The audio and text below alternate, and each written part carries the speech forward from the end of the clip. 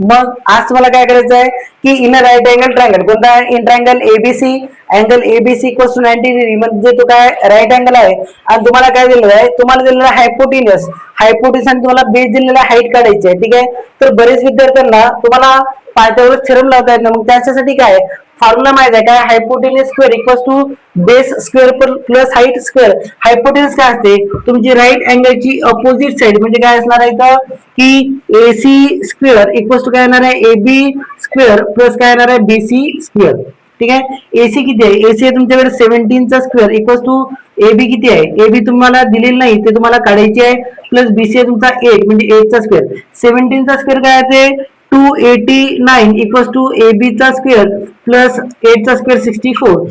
RHS ला 64 plus LHS ला नंतर मायनस 289 मायनस 64 इक्वल्स टू काय ते एबी चा स्क्वेअर. मायनस करून टाका काय येणार आहे 5, 8 मायनस 6 किती येणार आहे 2 आणि 2 as it is equals to काय ते एबी चा स्क्वेअर.